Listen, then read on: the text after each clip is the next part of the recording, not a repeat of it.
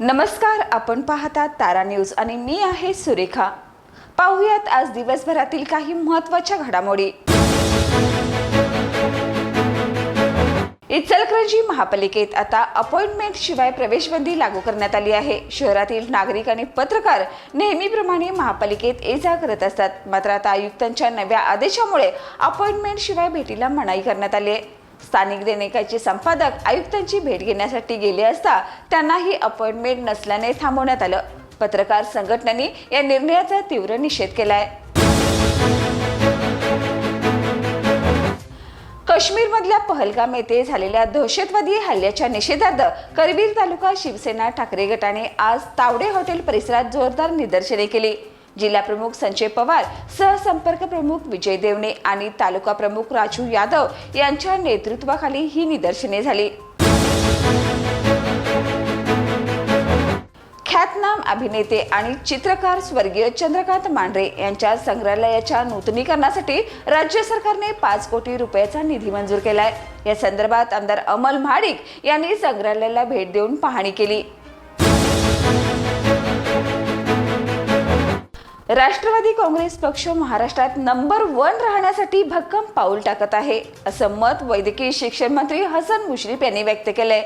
ते पन्हाळगडावर राष्ट्रवादीच्या मंगल कलश यात्रेच्या उद्घाटन प्रसंगी बोलत होते। ग्रेट बॉम्बे सर्कसने कोल्हापुरात धमाकेदार सुरुवात केली आहे। आता सर्कसीत जनावरांची परवानगी नसली तरी विविध थरारक खेळांच्या माध्यमातून सर्कसने नागरिकांना भरभरून आनंद दिलाय। काश्मीरमधील दहशतवादी हल्ल्याच्या पार्श्वभूमीवर कोल्हापूरमध्ये श्री भगवान परशुराम जन्मोत्सव आणि शिवजयंती यावर्षी साधेपणाने साजरी करण्यात येणार आहे। सर्व मोठ्या सार्वजनिक कार्यक्रम रद्द करण्यात आले आहेत।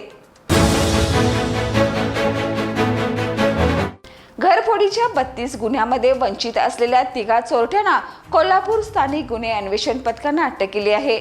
67,48,000 रुपयाचा मुद्देमाल जप्त करण्यात आलाय। पोलिसांनी दिलेल्या माहितीनुसार त्यांच्याकडून मोटरसायकल चोरीचा गुन्हाही उघडकीस आलाय।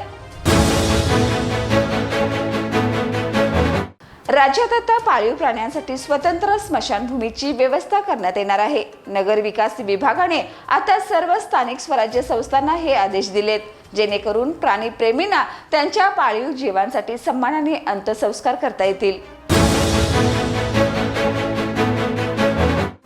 कागलमध्ये राजमाता जिजाऊ महिला समितीच्या वतीने आयोजित 3 दिवसीय मेहंदी प्रशिक्षण शिबिराचा समारोप झाला।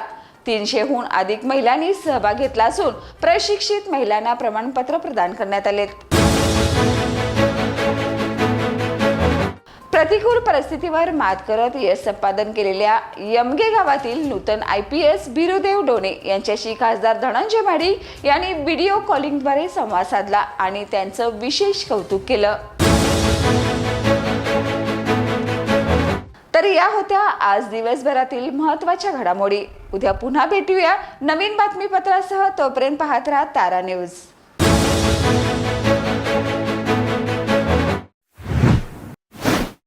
बाळ, फ्रीजमधून श्रीखंड काढ ना। आम्ही पूर्वी घरीच बनवायचो श्रीखंड, त्याची चवच वेगळी होती। आता काय सगळं रेडीमेड।